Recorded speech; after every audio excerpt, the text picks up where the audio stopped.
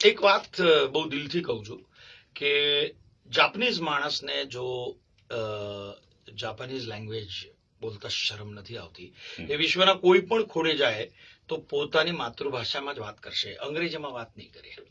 Okay, જો ફ્રાન્સનો માણસ French ભાષા બોલતી વખતે શરમાતો નથી, જો હિબ્રુ ભાષા બોલતા જો એ લોકોને શરમ નથી આવતી, દરેક માણસ પોતાના દેશની પોતાના રાજ્યની ભાષા બોલતો હોય એને શરમ નથી આવતી.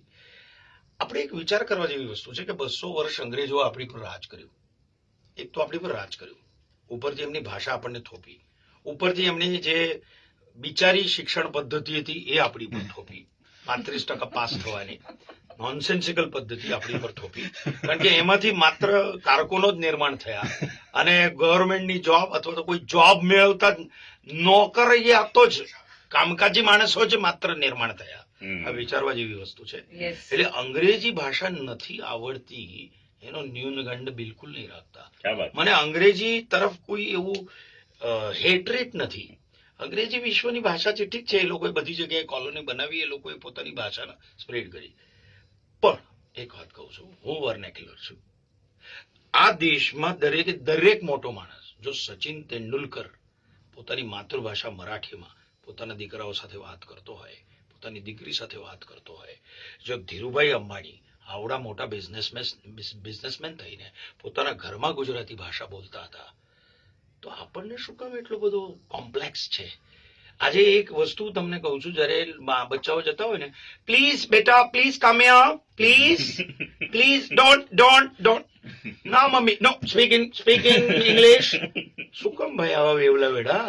એ બિચારો જો ગુજરાતીમાં બોલતો હોય, કારણ કે જેને માતૃભાષા બહુ સારી રીતે આવડે છે ને, એનું ક્યાંય કશું જ નથી બગડતું સાહેબ.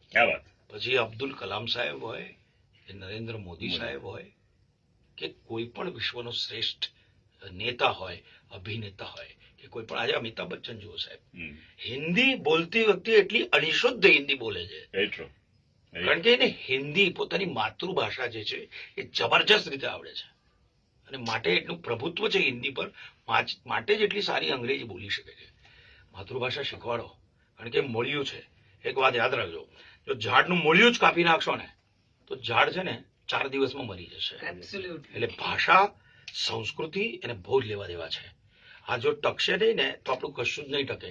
અને ગુજરાતી પણ માત્ર ગુજરાતી એટલે પેલું કેડીઓ પહેરીને નવરાત્રીના દાંડિયા રમવા એ જ માત્ર ગુજરાતી સંસ્કૃતિ નથી. આપણું સાહિત્ય વિશાળ છે, આપણું લોક સાહિત્ય વિશાળ છે.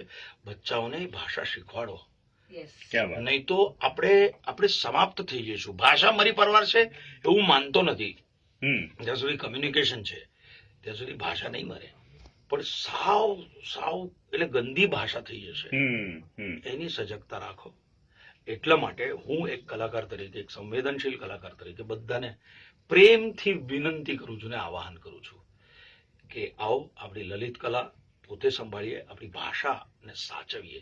આપણા છોકરાઓ જો ગુજરાતી રોંગ વર્ડ બોલતા હોય તો એને સુધારીએ, અને ન સમજાતો તો ઘરે ડિક્શનરી રાખો, ડિરેક્ટરી રાખો, જેથી અંગ્રેજી જો આવડતું હોય તો એનો પર્યાયવાચક ગુજરાતી શબ્દ શું છે ગોતો.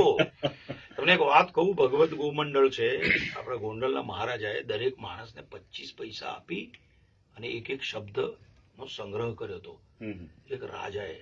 વિચાર કરવા જેવી વસ્તુ છે. અને આજે તો હું સંસ્કાર નગરી વડોદરામાં છું, એટલે બધાને આહ્વાન કરું છું કે હું ગર્વ અનુભવું છું કે હું ગુજરાતી છું. ક્યાં વાત! અને મને ભયંકર સ્વાભિમાન છે મારી માતૃભૂમિનું, મારી માતૃભાષાનું. આવો આપણે આપણી ભાષાનું સન્માન જાળવી રાખીએ, સ્વાભિમાન જાળવી રાખીએ. આજે દરેક મહારાષ્ટ્રીયનને મરાઠી ભાષાની દાદ છે, મરાઠી ભાષાનો સ્વાભિમાન છે. આપણે પણ ગુજરાતી ભાષાનું સ્વાભિમાન જાગૃત કરવું જોઈએ. એટલે જ કહું છું, વટસે કહો વટથી ગુજરાતી છું. ક્યાં વાત હે, ક્યાં વાત. Thank you sir, thank you so much.